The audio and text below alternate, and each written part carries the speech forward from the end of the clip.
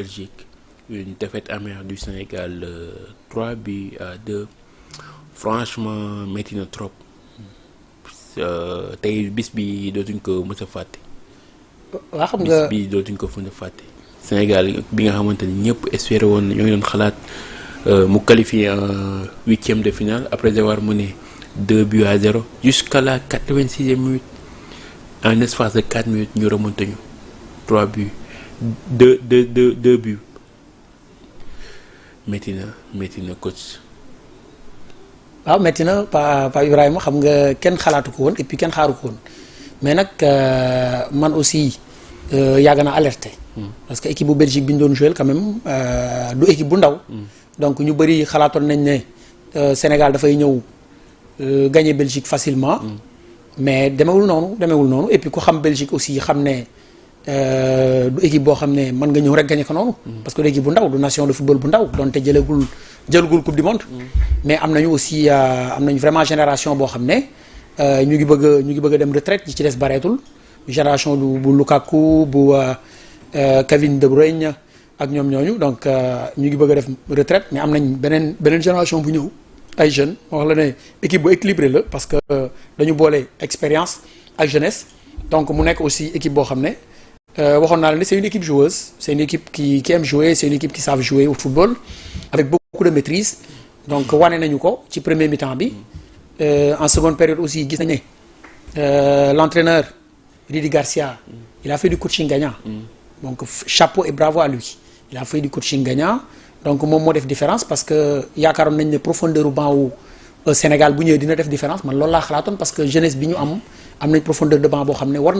nañ mën a def différence bi ñu ñëwee war nañ mën a multiplier effort bi waroon nañ mën a indi percussion waroon nañ mën a indi vitesse donc indi activité bu bari devant malheureusement andiwuñu di répondant par contre du côté bu équipe bu Belgique bi Rudi Garcia bi mu defee changement gis nañ beaucoup d'activité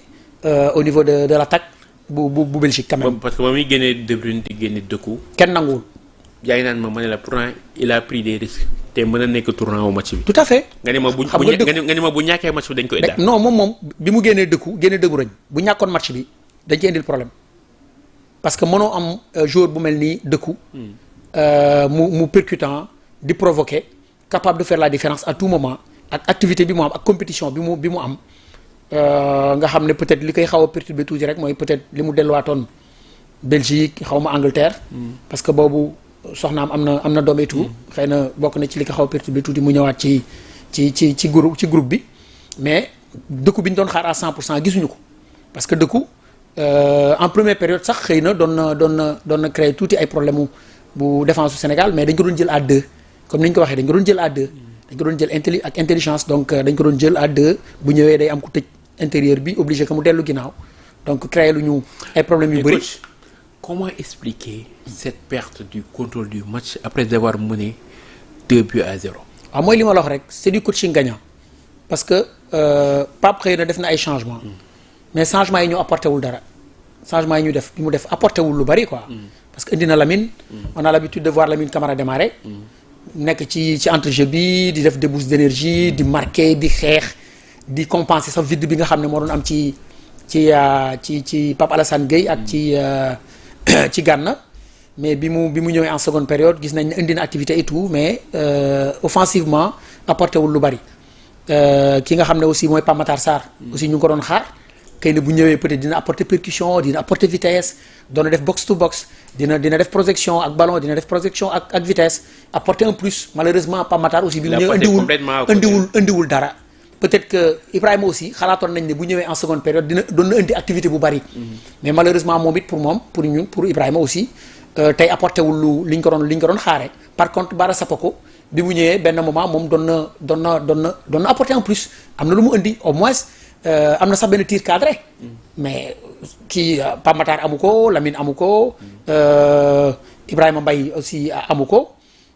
remplaçant yi changement yi daal du côté de l'équipe nationale du Sénégal vraiment apporté wul lu bari contrairement ak Rudi Garcia. Rudi Garcia ay changement bi yëpp dañu apporter un plus parce que secteur offensif bi la soppi dafa génne 3 attaquants yi indi yeneen 2 attaquants beaucoup plus frais ñu indi fraîcheur ak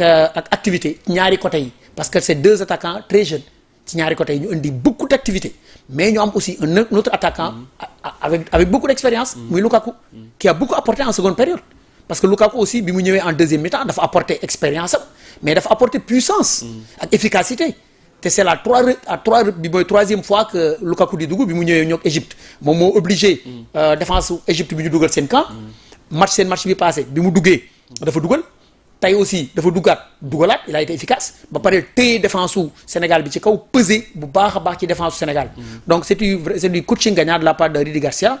nga xam ne moo def du coaching gagnant ci kanamu Pape Thiaw quand même Pape Thiaw def na ay changement def na prise d'initiative def na prise de risque def na ay changement à temps dugal na ay joueurs amoon na yaakaar ne xëy na joueurs yi nañ apporter mais bi ñu duggee aussi apporter ñu lu bëree bëri coach par rapport ak contexte match bi est-ce que les changements opérés par Pape Thiaw match bi laajoon na ko est-ce que newul ay changements programmés parce que est-ce que tamit Sénégal jàpp ni moo mën a 2-0 jàpp ni match bi gagné nañ ko ñoo ngi projeté aussi huitième de finale. tout à fait loolu mooy erreur bi. parce que maa lay wax tàng au cours du match. maa ne la temps fort Belgique bi yàgg na. dafa yàgg parce que depuis 50e ba 86e minute. Belgique moo yor bal bi moo yor position bi. waaw mais position bu stérile laa ko mënoon tuddee parce que ñoom ñoo yor bal bi parce que utiliser wuñu vertical bi ay latéralement rek lañ doon jouer. bon andi dangereux wu ñu woon moment boobu te équipe bi aussi mu ngi nekkoon en place honnêtement. bi Pape defee ay changement am indi na stabilité quand même. ci milieu terrain bi apporté na aussi activité ak vitesse ci kaw. loolu la xalaatoon. parce que joueurs yi mu indi quand même mënoon nañ apporter percussion mënoon nañ laaj ay appel def ay appel en profondeur téye défense su Belgique bi ci kaw malheureusement defuñu ko bi ñu ñëwee équipe bi dafa waroon continuer jouer dañu waroon génn bañ a reculer parce que changement loolu lay jariñ ba nga mën a 2-0 mu indi ay changement au niveau du milieu indi ay changement ci kaw mais équipe bi dañu reculer trop bàyyi Belgique ak ballon bi par rapport ak changement wu Iliman Ndiaye est-ce que Iliman waroon dem côté gauche Ibrahima Mbaye ñëw côté droit ñoom ñaar est-ce que waruñu woon fekkeen ci terrain bi est-ce que Sadio waroon génn. très bien Sadio bu yàggalee génne xam nga premier mi-temps maa ngi lay wax ne la Sadio match bi mën na nekk matcham mu nekk déclic mën na nekk mais bu doxul ba deuxième mi-temps Pape Thiaw war na ko mën génne pour noppal ko xoolal Kevin De Bruyne mais entraîneur am da ko génn donte neexul woon supporteru Belgique yi xoolal dëkku entraîneur am da ko génne donte neexul woon supporteru Belgique yi bi mu ko génnee nee naa la bi mu ko génnee bu ñu gagné woon Belgique Rudi Garcia dañ ko doon mënoon nañ ko daax mais dafa jël ay responsabilités parce que gis na ne li mu doon doyee dëkku indiwu ko li mu doon doyee De Bruyne indiwu ko te commencé na di sonn mu ngi doon bàyyi donte bal bi bu waddee De Bruyne mënoon na ko dugal bal arrêté mënoon na ko dugal dëkku mënoon na def ay provocation créer coup franc wala penalty et tout mais bi mu gisee ne ñoom li mu leen doon doyee répondre ñu présent daf leen génn indi def changement apporter fraîcheur apporter jeunesse ak expérience parce que dafa leen changer si ñaari côté yi apporter des attaquants beaucoup plus jeunes ñu indi activité bu bare mu indi aussi un autre attaquant beaucoup plus expérimenté muy Lukaku mu indi expérience am ak yooyu donc ñoom vraiment seeni changement dafa dox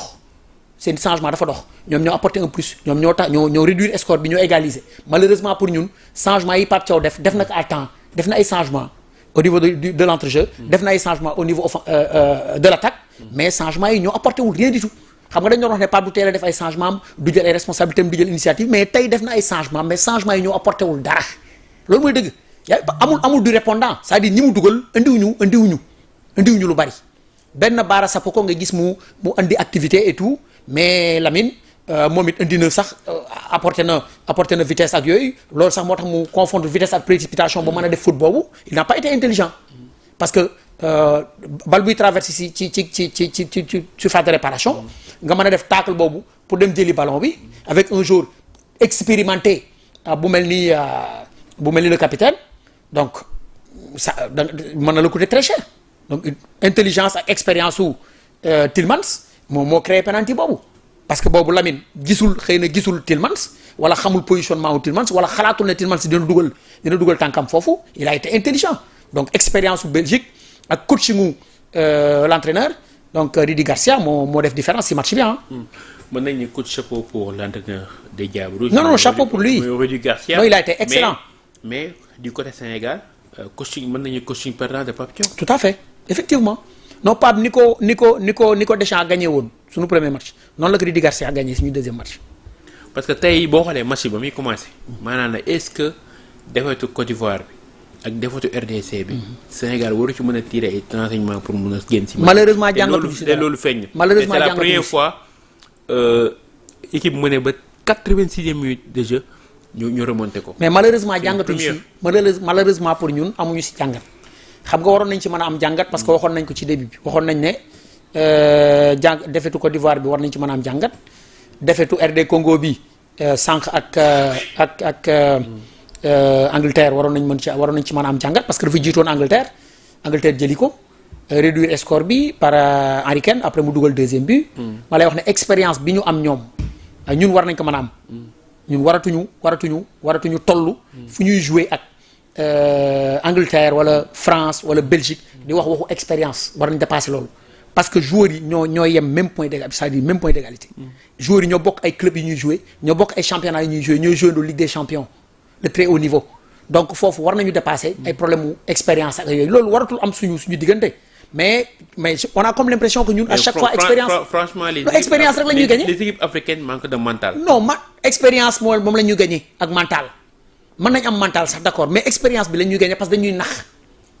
xam nga mën nga wax sax mental sax mën na fi bañ a feeñ mais expérience su Belgique moo ñu nax expérience su joueur Belgique yi ak expérience su entraîneur Belgique bi. actuellement y a nos amis marocains yi nga xam te ne actuellement ñooy inondé commentaires yi ne les champions d'Afrique mën nañoo génn terrain bi dem quoi.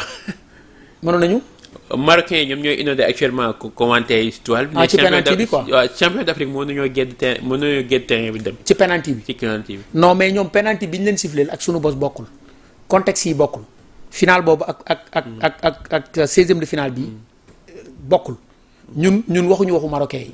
ñun intéressé wu ñu ñoom. duñ dugg sax si loolu. ñun li ñu intéressé mooy xool suñu équipe li tax doxul ñu mën rectifier pour que bu ñu demee ci beneen tournoi ñu lii bañ ñoo dal lii nag daf ñu topp.